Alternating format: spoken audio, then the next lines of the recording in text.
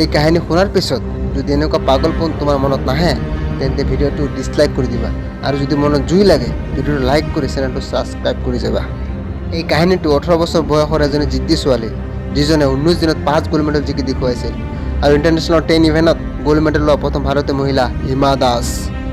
আজিৰ দিনত মিল্খা সিং আৰু পিটি উষাৰো ৰেকৰ্ড ভাঙি দিছে আৰু তেওঁ সকলোকে দেখুৱাই দিলে ছোৱালী অকল পাগলৰ ভিতৰতে নহয় এই দুনিয়াখনক জিকি দেখুৱাই দিব পাৰে। এই ছোৱালীয়ে নিজৰ সপোনৰ কাৰণে পাগলৰ নিচিনা কষ্ট কৰিছিল।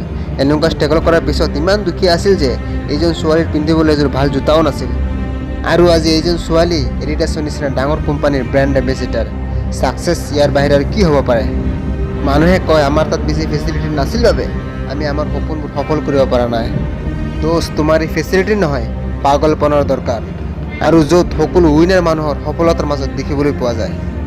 এই ছোৱালীজনীৰ ওচৰত না কিবা ট্ৰেইনিঙৰ ফেচিলিটি আছিল না কোনো কোচ আছিল, অকল আছিল তাৰ গেমৰ কাৰণে জুনুন আৰু পাগলপন।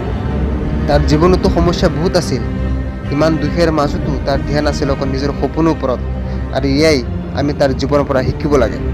ইমানেই সমস্যা আহক নিজৰ জীৱনত কিন্তু নিজৰ ধ্যান নিজৰ সপোনৰ প্ৰতিয়ে থাকিব লাগে আৰু তাৰ কাৰণে কেতিয়াও পিছুৱাই আহিব নালাগে।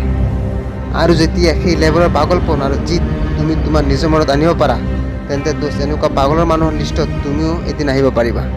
আমি আমাৰ জীৱনটোত ভাবি থাকোঁতে দিনকেইটা যায় আছে, আজি কৰিম কালি কৰিম বুলি, এইবোৰ ভাবা বাদ দিয়া আৰু এতিয়া ইয়াৰ পৰাই ষ্টাৰ্ট কৰা নিজৰ সপোনৰ কাৰণে কাম কৰা আৰু ইমান হাৰ্ড ৱৰ্ক কৰা যাতে তুমি তোমাৰ লাইফটোক ছাকচেছ কৰিব পাৰা। ভিডিঅ'টো ভাল লাগিলে লাইক শ্বেয়াৰ এণ্ড ছাবস্ক্ৰাইব কৰি যাবা।